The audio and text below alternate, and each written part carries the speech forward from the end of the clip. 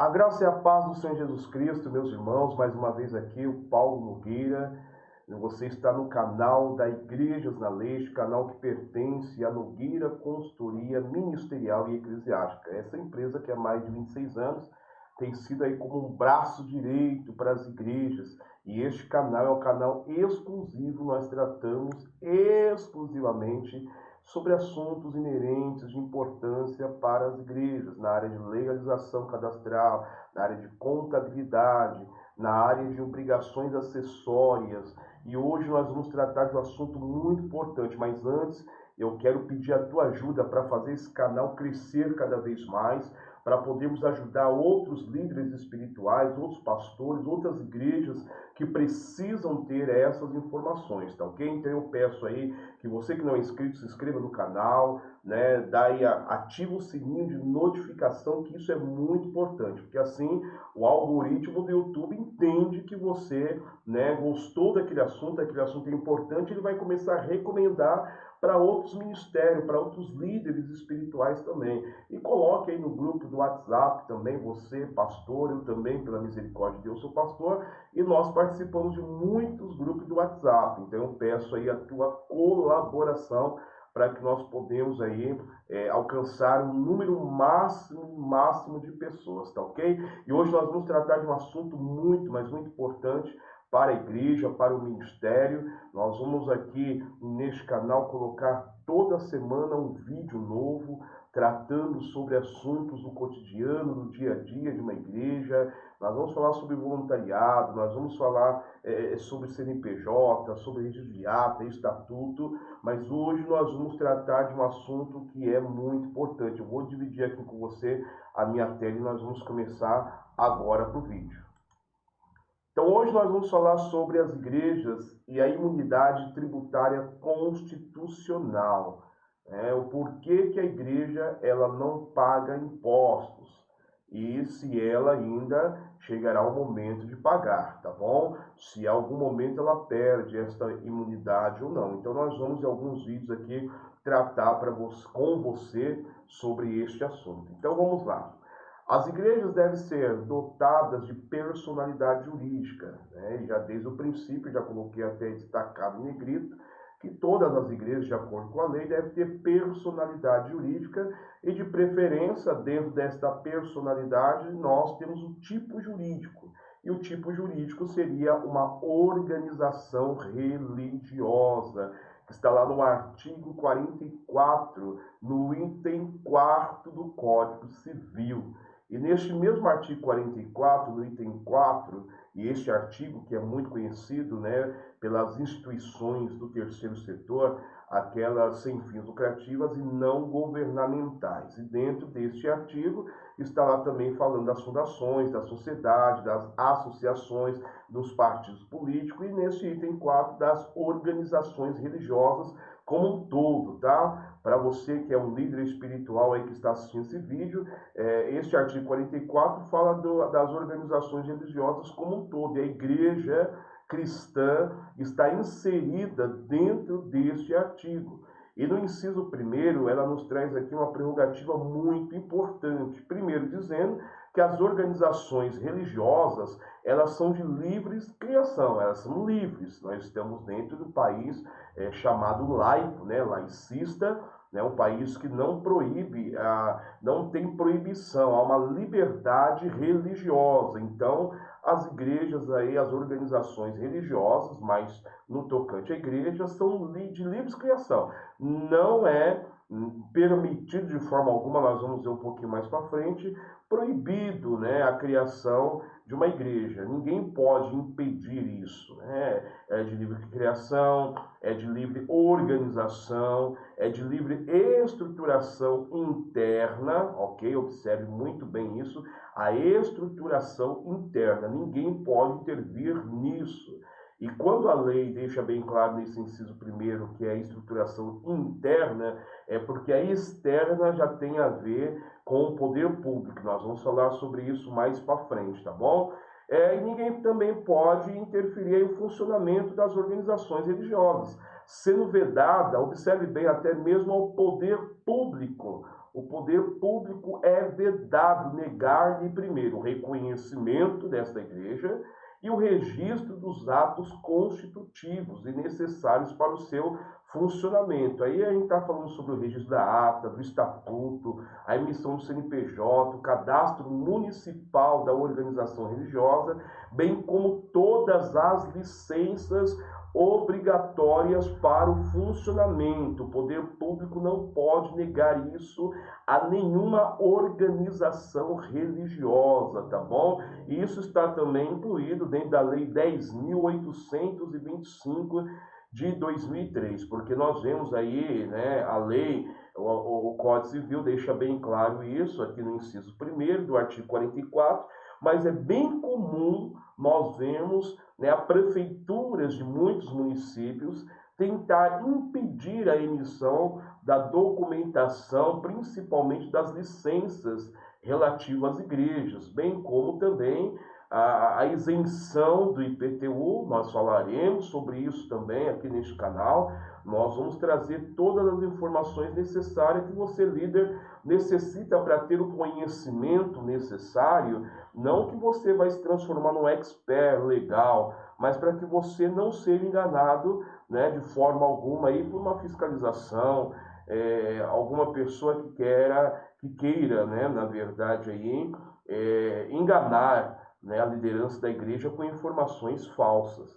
Então nem o poder público tem o poder de negar, nem o registro. Isso também é comum. Às vezes o cartório quer embarrear, quer impedir o registro, né, do estatuto e da ata. Existe aí uma grande comoção acerca disso. Eu já peguei muitas igrejas para registrar que o líder espiritual queria fazer a questão que constasse algumas coisas dentro do estatuto e o cartório se negou a registrar. E eu vou até explicar para vocês aqui nesta tarde, né, o porquê isso acontece. Então vamos continuar aqui com o nosso vídeo. É muito importante que a pessoa jurídica da igreja possua estatuto organizacional, ou seja, tem que ter o teu estatuto, né, o estatuto de fundação. Se lá mais na frente houver alguma alteração, fazer uma ratificação, se for necessário, ou até mesmo uma reforma estatutária, mas é importantíssimo ter o seu estatuto que organiza, né, esta instituição chamada igreja, que está aí dentro das organizações religiosas, e esse estatuto, ele precisa ter clareza, né, no seu caráter, informando qual é o caráter, sua missão e seus objetivos. Isso precisa ficar muito explicitados de forma clara e precisa, né, e isso precisa ocorrer a fim de atender às normas legais e fiscais. Então, está aqui o porquê muitos líderes às vezes querem colocar algumas questões até meio que pessoais dentro do estatuto. E esses tempos atrás nós pegamos um cliente justamente assim, eu explicando para ele da impossibilidade de ter algumas questões dentro do estatuto, que isso seria mais na parte, né, de um diretório, de um regulamento, um regimento interno, mas ele queria colocar dentro do estatuto. Eu informei a ele que o cartório iria se negar a registrar e de fato foi o que aconteceu. E até por esta causa, esse motivo que eu estou fazendo este vídeo aqui para vocês, tá bom? Então, esse estatuto, ele tem que estar mostrando o caráter, a missão e os objetivos de forma explicitadas e clara, a fim de atendimento das normas legais e também fiscal. Então, o estatuto deve ser elaborado, né, em conformidade ao direito próprio, ok? As suas particularidades próprias da igreja, e adequado. Olha que eu coloquei essa palavra até em negrito para você compreender. Ele tem que ser adequado, tem que haver uma adequação do estatuto que será realizado de acordo com o direito próprio, ok? Então, assim, a igreja ela tem um direito próprio aí de registrar, né, o endereço da igreja, aonde é necessário a localização geográfica, né, que eu não queria tratar sobre alguns assuntos nesse vídeo, mas eu vou acabar falando. A localização geográfica ele é muito importante por questões várias que eu vou tentar tratar mais à frente, mas dentro do direito próprio precisa-se adequar às normas contidas no Código Civil brasileiro. Então não há possibilidade de colocarmos dentro do estatuto pessoalidade, particularidades, como falar de uma forma bem clara para nós, líderes espirituais, você que é um cristão, às vezes o pastor quer colocar o regimento interno dentro do estatuto, isso não pode. Às vezes o pastor quer colocar no estatuto doutrina de vestimenta, isso não pode, porque não se adequa ao Código Civil, não se adequa ao Código Civil. Nós vamos ver um pouquinho mais para frente como que nós tratamos essas questões aí litúrgicas, de vestimenta, se a pessoa pode tomar ceia, não pode tomar ceia, e por que não pode. Isso, dentro do direito próprio, a igreja tem todo o direito de estabelecer as suas regras, mas isso não entra dentro do estatuto. Eu estou tentando falar de uma forma bem clara e sem utilizar jargões técnicos para que todas as pessoas possam nos compreender independentemente do seu grau de instrução, tá bom? Então você que é um líder espiritual que tem mais conhecimento, me perdoa a redundância, mas eu preciso ser desta maneira para poder fazer entendido a todos. Então o estatuto precisa se adequar às normas do Código Civil brasileiro e esse documento deve ser elaborado com precisão jurídica, e aí é onde precisa de profissionais como aqui da Nogueira, né? Profissionais como nós, que já estamos há 26 anos, precisa ter precisão jurídica e não é qualquer pessoa que tem especialidade no terceiro setor, principalmente na área das organizações religiosas, tá bom?